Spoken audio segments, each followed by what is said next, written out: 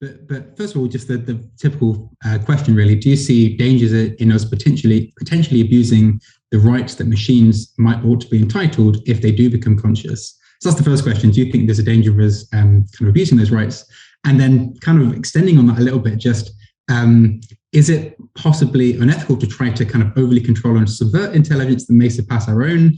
And then, kind of, perhaps human preservation is actually less important than the preservation of intelligence and consciousness. So does it make sense for us to kind of try to preserve ourselves in the face of AI, or is it more important just that intelligence and consciousness is preserved?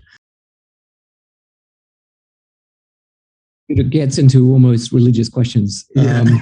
So first of all, I think it's important to say, again, that we have absolutely no idea how to make systems that are conscious, how to detect that we've made a system that's conscious, or what difference it would make. Mm-hmm. Right? In fact, it's pretty clear that it wouldn't make any difference to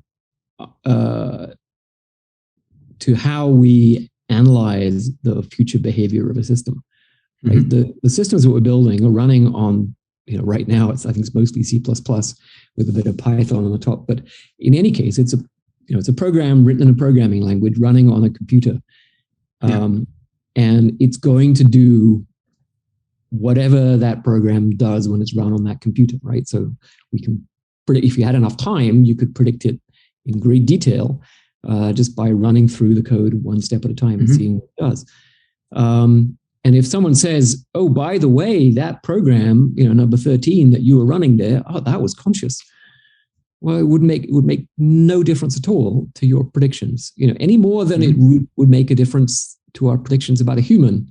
If we could, simulate at a molecular level the operation of the whole brain, and predict what thoughts it was going to have and what it was going to say, the fact that we would then say, oh, but it's conscious, wouldn't change anything. So I don't think I can logically disprove the possibility that certain types of programs could actually be conscious and have subjective experience. And if that was the case, right, the problem, as you say, becomes then perhaps they deserve some rights. I have to say, I still wouldn't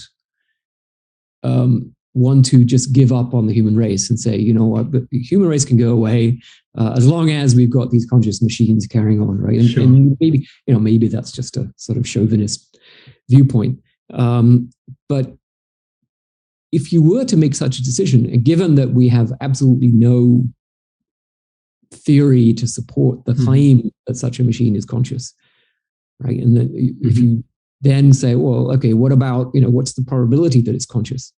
Right? And if we are going to give up the human race, the probability needs to be, non-trivial, right? But I mean, how on earth do you estimate the probability that actually you've created consciousness? It just, that question doesn't seem to have an answer.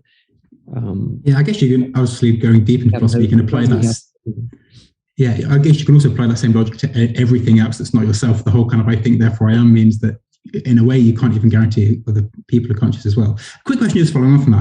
I'm curious just whether you, I guess it's something obviously none of us can be sure of, but do you generally subscribe to kind of determinism, that things are actually essentially, we're all just clockwork with preset paths, or are you skeptical on that notion?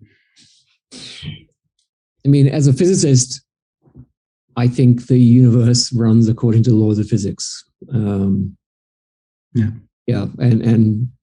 think we manage a sort of cognitive compartmentalism with regard to whether there's any spiritual content to the universe as well.